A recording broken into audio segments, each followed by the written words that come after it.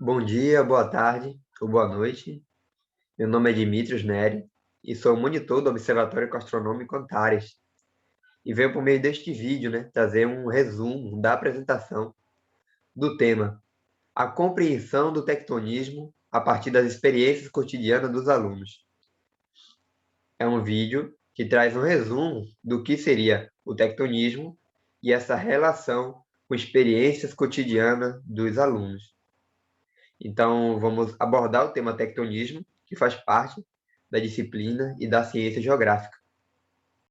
Então, aqui estão algumas fotos, do Observatório Cantares, que, por questão da pandemia, está fechado, e por isso, estamos ativos, em nossas redes sociais, tanto no Instagram do Observatório, quanto aqui do YouTube, no canal do Observatório Astronômico Antares. Então, estamos fazendo vídeo, conteúdos, Então, vocês podem acompanhar a gente pelas redes sociais.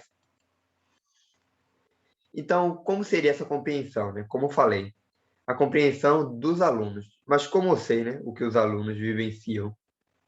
Justamente por trazer coisas que são gerais. Ou seja, por exemplo, aqui está um ovo, Então, muitas pessoas conhecem, sabem o que é um ovo, Uma praia, ou um jogo, Como, por exemplo, o GTA. Então, o que essas três coisas e outras coisas também têm relação com a ciência, e relação com o tectonismo, que é o assunto que a gente vai tratar. Então, primeiro vamos falar o que é o tectonismo. Tectonismo se refere ao movimento das placas tectônicas. Então, o que seriam essas placas tectônicas? Seriam grandes blocos que dividem a litosfera. Então, estamos falando aqui de planeta Terra. Então, as placas tectônicas são grandes blocos, que dividem a litosfera, a parte mais superficial do planeta. É onde a gente vive, onde a gente planta, onde a gente constrói. Então, como dá para ver aqui na imagem, essas linhas, são as divisórias dessas placas, Então, existem várias placas aqui em nosso planeta. E o tectonismo ele vai se referir ao movimento dessas placas.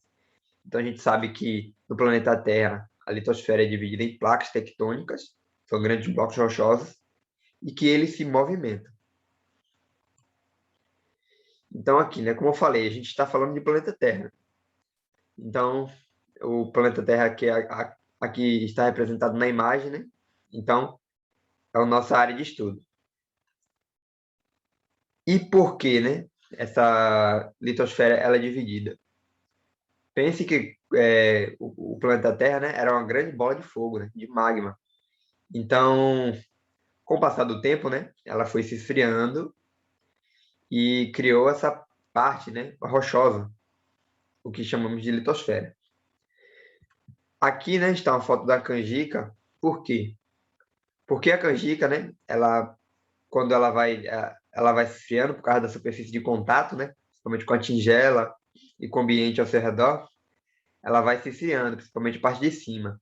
E cria essa parte, que é onde a gente coloca canela, Essa parte que já fica mais durinha. Então, é justamente algo similar que aconteceu com o planeta. Com o passar do tempo, e com a superfície de contato, com o cosmos, o planeta Terra foi começando a se esfriar. E aí criou a crosta terrestre, que é dividida em blocos, como a gente viu anteriormente. E quem descobriu isso, Quem foi a primeira pessoa assim que... Por que pensar que a litosfera é dividida em grandes blocos? Então, um grande pesquisador foi o Arvid Wegener, que é um meteorologista alemão, que ele vai propor a teoria da deriva continental. Ele observando algumas características do planeta, ele observa que existem placas tectônicas e que elas se movimentam. Por quê? Primeiramente, por orar linhas de costas encaixáveis. Então, quando a gente olha para uma costa, por exemplo, a da América do Sul, a gente percebe que ela pode ser encaixável, com a África. Então, observando isso, ele viu que possivelmente esses continentes eram unidos antes, o que a gente vai chamar posteriormente de Pangeia, que é a teoria de que todos os continentes eram unidos. Então, pense em um quebra-cabeça, quando a gente está fazendo ali um quebra-cabeça, qual é a primeira coisa que a gente olha quando vai encaixar uma peça na outra, né? É justamente essas linhas, né, laterais. Se elas são encaixáveis, né? Se elas têm alguma conexão, que possam ser.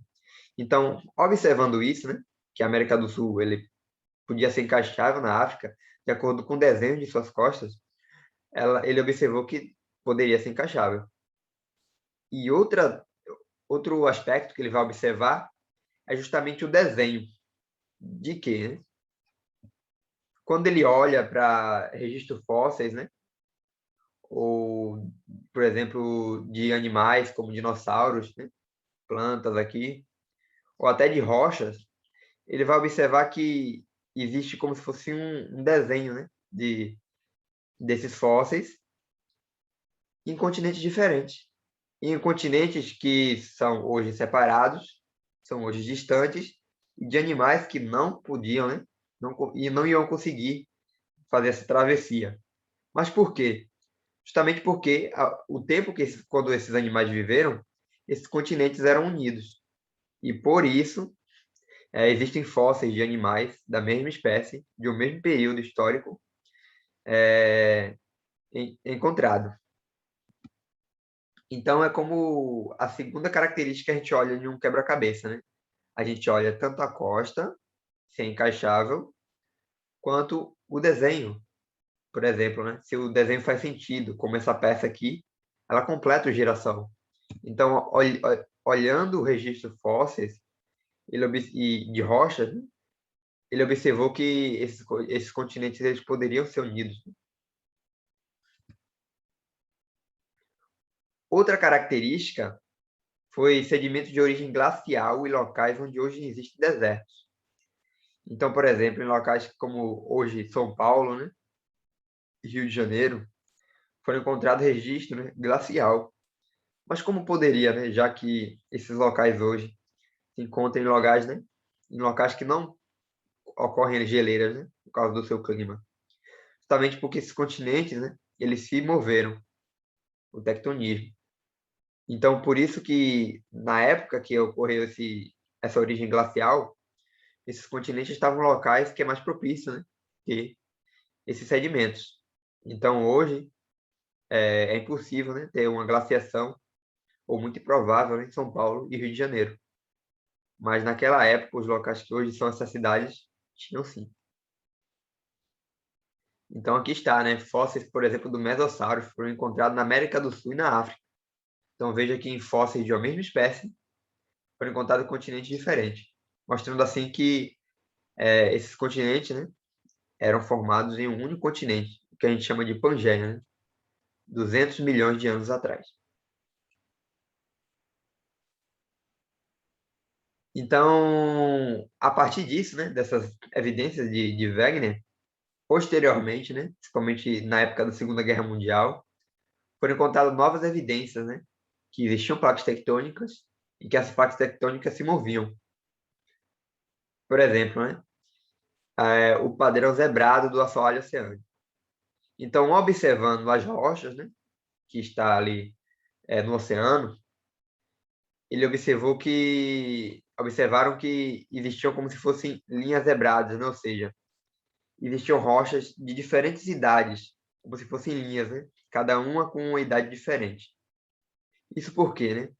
Esses continentes, essas placas tectônicas, né? Por exemplo, ao se separar, as rochas que vão surgindo, né? A partir disso, vão ter idades mais novas do que as que já existiam. Por isso, esse padrão zebrado, né? Cada linha vai ter um registro, né, de tempo. Então, essas são as evidências, né? Que a litosfera é dividida em placas tectônicas que se movem, por isso o tectonismo, que a camada superficial do planeta apresenta grandes zonas de fraqueza, né? Então, é como se fosse um ovo quebrado, né? Então, por que eu trouxe um ovo lá no começo do vídeo? Justamente porque a Terra, né? Dá para fazer essa analogia, já que a Terra é dividida em placas tectônicas como se fosse um ovo, né? É partido aqui em grandes pedaços, né? Aqui de casca, seriam os grandes pedaços, né? Que seriam as placas tectônicas. E existe contínua criação e consumo de placas que ocorre no planeta. A gente vai falar mais sobre isso, mas o importante já saber é que a litosfera é dividida em placas tectônicas e que essas placas tectônicas elas se movem. Então, por que é importante saber isso, né? Por que é importante saber do tectonismo e das placas tectônicas? Primeiro que para entender o mundo em que vivemos, né? Por exemplo, por que eu coloquei a foto de uma praia, né? No começo ali do vídeo? Justamente porque se a gente observar, né? As praias, por exemplo, brasileiras, elas só existem justamente porque a América do Sul ela se separou da África, né? Então esses continentes foram separados justamente porque elas são de placas tectônicas diferentes e essas placas tectônicas elas se moveram em sentido oposto. Então é por isso que a gente hoje em dia pode ir para uma praia, né? Por exemplo, aqui no Brasil, porque esses continentes eles se separaram, né? E foi possível, né, existir praia aqui na costa brasileira. Outros fenômenos também são explicados por causa disso. Por exemplo, o terremoto, os vulcões, né? E cadeias de montanha, né? Como, por exemplo, Himalaia, cadeia dos Andes. Então, todas essas são explicadas a partir do tectonismo.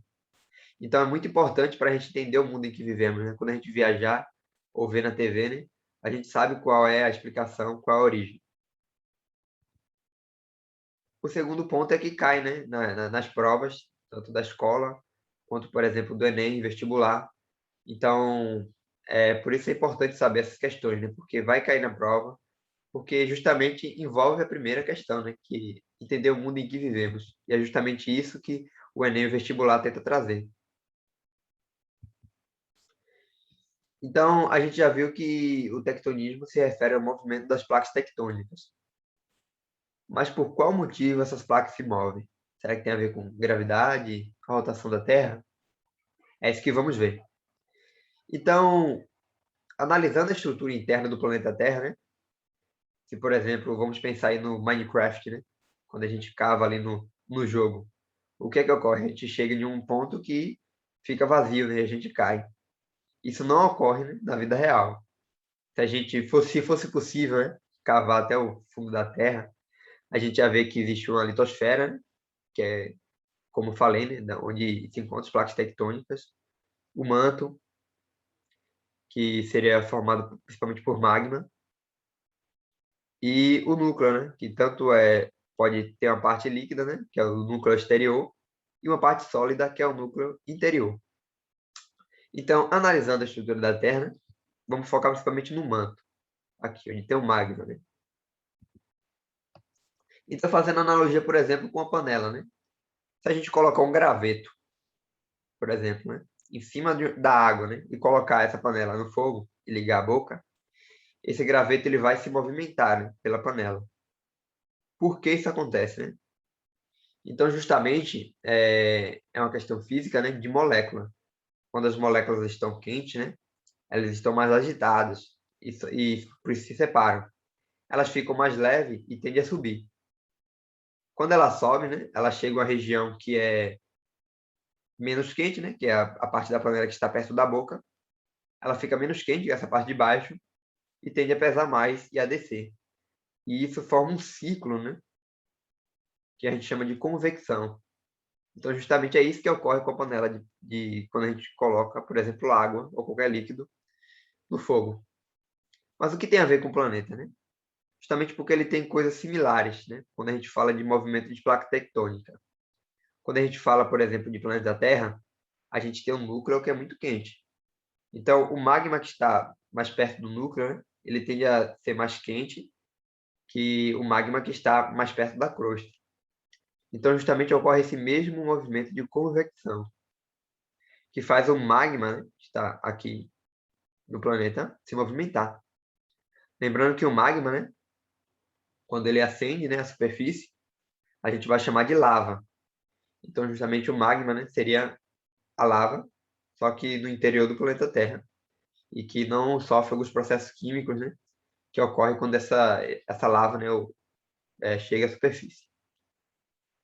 Então, a convecção do manto, né, esse movimento de circular que move, né, o magma, é justamente o motor das placas tectônicas. É o que fazem as placas tectônicas se moverem para diferentes movimentos. E como eu falei, né, existe uma camada aqui também, né, entre o manto e a litosfera, que é a astenosfera. E a astenosfera é o sólido, né, moldável e dúctil, né, por onde as placas se movimentam. Então, é por isso que é possível, né, as placas tectônicas se movimentarem, justamente porque tem uma camada de sólido moldável, né, como se fosse uma massinha de modelar, por isso que eu trouxe aqui uma imagem, né? Então, é algo similar. Não é líquido, mas também não é tão sólido, né, que não permita esse movimento dessas placas. Então, a placa ela se movimenta por causa da convecção do manto, ela se movimenta acima, né, da astenosfera. E qual é a velocidade, né, dessas placas tectônicas, né? Quando a gente fala de, por exemplo, de placas tectônicas que se movem em sentido oposto, por exemplo, e que separam continentes, como o que aconteceu com a América do Sul e com a África. Então, a velocidade dessas placas tectônicas, se a gente pensar o nosso tempo, né, é muito lento, porque são 4 a 10 centímetros por ano. Então, pense isso em escala global, né? Então, 4 a 10 centímetros por ano parece ser muito pouco. Só que em uma escala de milhões de anos, né, isso vai fazer uma grande diferença. Então, por que eu coloquei uma foto aqui de uma unha, né? Justamente porque o movimento das placas tectônicas, né, ele tem uma velocidade similar com o crescimento da unha de um ser humano, né? Em média. Então, se você deixar essa unha crescer por um ano, né, ela pode crescer ali de 4 a 10 centímetros, né? Então, é justamente para mostrar que essa velocidade, né, pode ser considerada lenta, se a gente olhar para o nosso tempo, para o tempo de vida nosso, né? Então, é muito difícil a gente ver alguns fenômenos acontecerem que ocorrem em milhões de anos. Então, aqui, né, veja, essas linhas são os limites aqui das placas tectônicas, né? Então, as placas tectônicas, elas não são um continente. Elas também abrangem, né, todo o mar aqui, né? Todo o oceano. E ela vai causar alguns fenômenos que a gente vai falar mais posteriormente, né? Então, a gente já falou o que é a placa tectônica, né? O que é o tectonismo, né? Que é o movimento delas. A gente já falou por que elas se movem, por onde elas se movem e qual é a sua velocidade. E agora eu vou falar desses limites de placas tectônicas. Ou seja, quando uma placa tectônica ela se move, todas se movem, então elas vão causar interações entre elas, né? Devido a esses movimentos. Então, existem 3 limites de placas, né? Baseados no movimento delas. O primeiro limite é o limite divergente, né? O que a gente chama de construtivo. Então, as placas tectônicas elas vão começar a se afastar. Então, elas vão se mover em sentido oposto, né? Que é o que eu falei que aconteceu na América do Sul e na África, por exemplo. As placas tectônicas, né? Que estão esses continentes, aqui, ó, que são a placa sul-americana, né? Que é onde está aqui a América do Sul, e a placa africana, que é onde está a África, elas se moveram em sentido oposto. Então, cada um foi para um lado. Então, por isso que é o limite divergente, né? Então, eles divergem aqui, né? Cada um vai para um lado.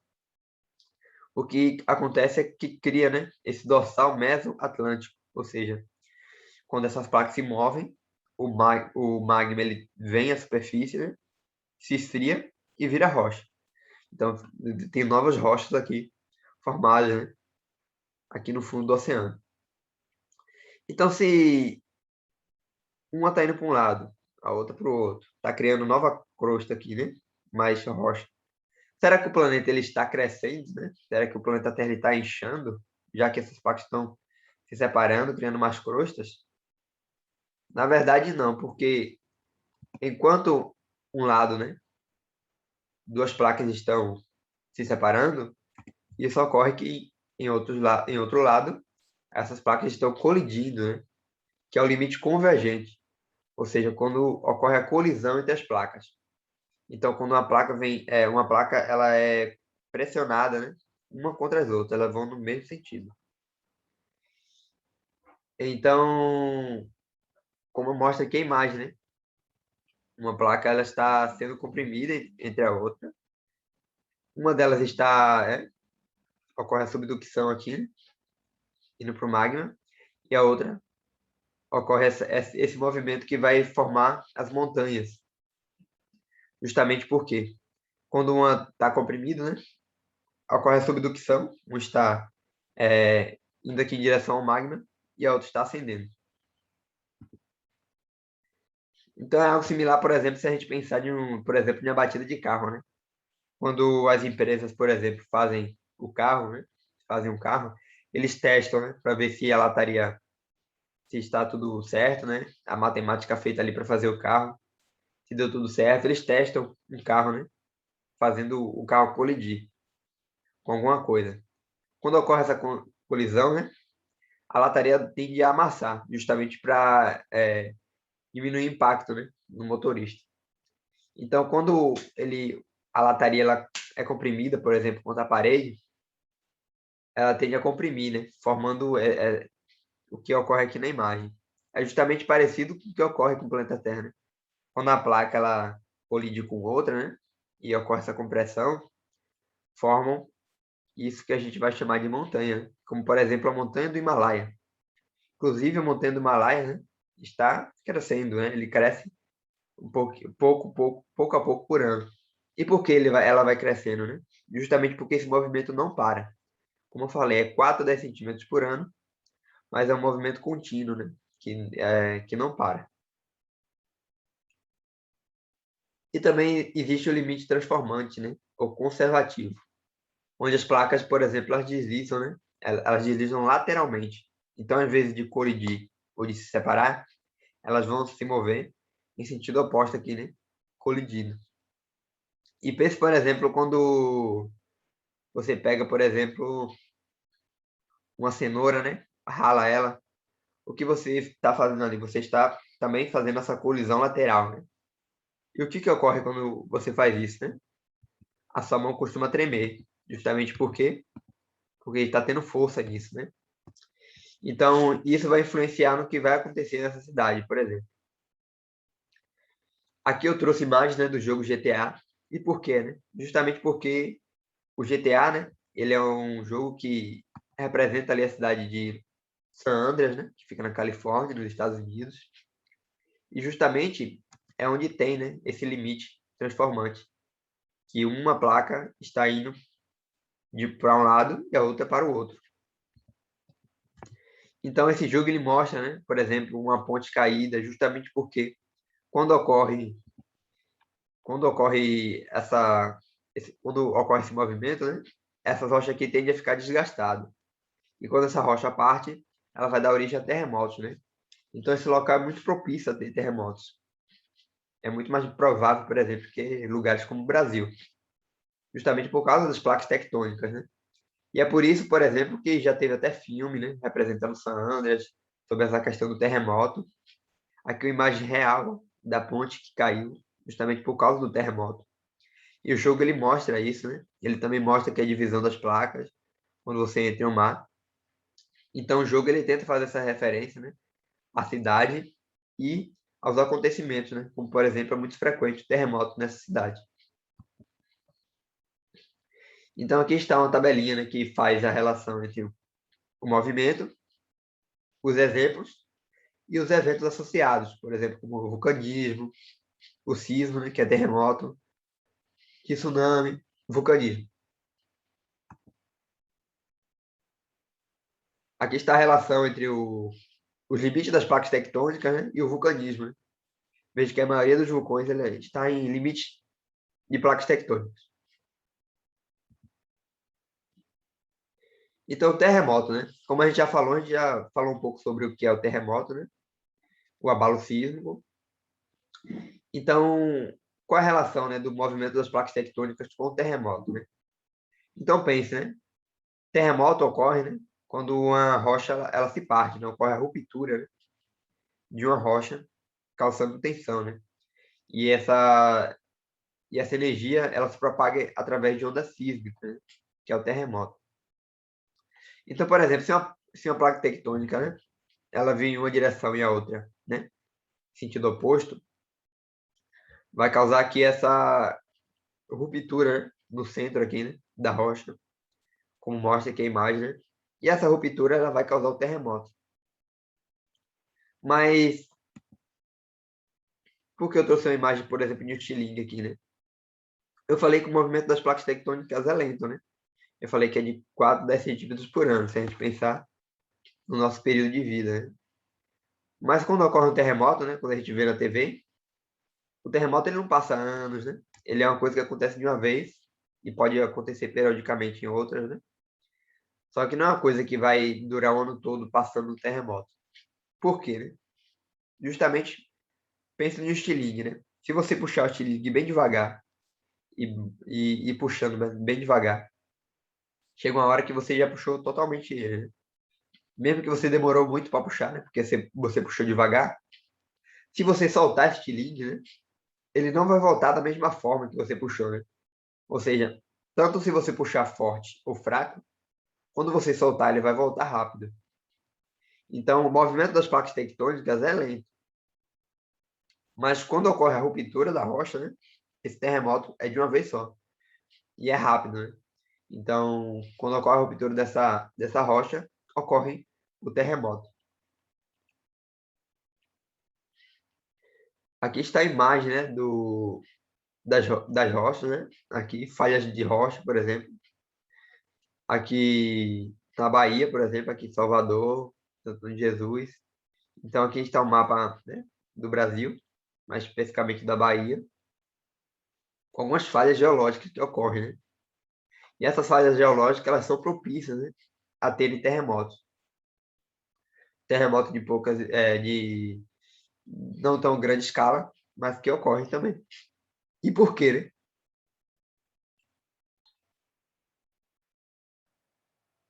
Então, ocorre que essas rochas, elas ficam, né, frágeis, e elas tendem a ter terremoto. E por que eu coloquei aqui uma foto, né, de um biscoito? Porque se a gente parar para pensar, né, o que aconteceu, né, com a América do Sul e com a África? Elas se separaram por causa das placas tectônicas que se moveram em sentido oposto. Quando essas placas se separaram, né, e quando os continentes também se separaram, as rochas, né, que ficam em suas bordas, né, nas costas, elas ficaram frágeis. Pense, por exemplo, quando você parte um biscoito. Se você parte um biscoito, né, essas bordas aqui do biscoito, elas vão ficar frágeis, então elas vão ser mais quebradiças.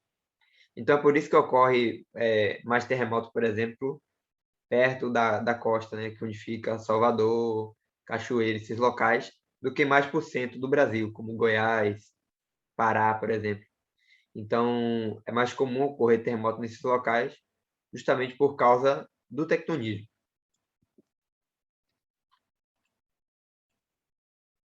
Então, aqui veja, né, a quantidade de terremotos que ocorrem nesses locais em comparação com outros, né? Então, ocorre terremoto também no Brasil. O Brasil ele não está isento de sofrer terremotos. Porém, por ele não estar perto de uma linha de costa, do limite, né, da placa tectônica, justamente ela tem terremotos mais leves que em comparação com outros países. E tsunami, né? O que seria um tsunami? Então, é basicamente um terremoto, né, que ocorre no oceano, né, na rocha que está abaixo. Então, quando esse terremoto ocorre, né, ocorre um abalo na água, né? Então, pense, por exemplo, quando você joga uma pedra, né, em um riacho. É muito comum jogar pedra, né, para fazer ela quicar várias vezes, né? Ocorre como esse impacto na água, né, ocorre como se fosse uma onda, né, aqui indo para todas as direções. Então, é algo similar que ocorre quando ocorre o tsunami, só que o terremoto ocorre de baixo para cima. Ocorre esse abalo na água, né, vão sendo criadas ondas. Quanto mais perto chegar aqui, né, do local, né, da praia, mais essas ondas ficam maiores, né, e tendem a entrar, né, na cidade e causar bastante estrago. Então, aqui um pequeno resumo do que foi a aula, né? Então, a gente sabe que o tectonismo é o movimento das placas tectônicas, que as placas tectônicas eles são blocos rochosos que dividem a litosfera, e elas se movem, né, por causa da convecção do manto, pelo fato da crosta estar situada sob um sólido moldável, né, que é a ionosfera, e a gente viu que o movimento é de 4 a 10 centímetros por ano, né? É um movimento lento. E apresenta também 3 tipos de interação, né, entre as placas que a gente já falou que são os limites, que é o limite divergente, ou também construtivos, né, que a placa começa a se afastar, os limites convergentes, que ocorre a colisão entre as placas, né? A gente olhou ali o exemplo do carro, por exemplo, e o limite transformante, que a gente viu o jogo, né, o GTA, que é onde as placas deslizam lateralmente. Então, esse é tipo como se fosse um resumo, né, do que foi a aula. Então, aqui são as referências que foram utilizadas para essa aula. E é isso, acompanhe nosso YouTube. Aqui tem vários vídeos que pode ser de ajuda, né? Que fala de vários temas científicos de uma forma prática e muito fácil de entender. Obrigado a todos.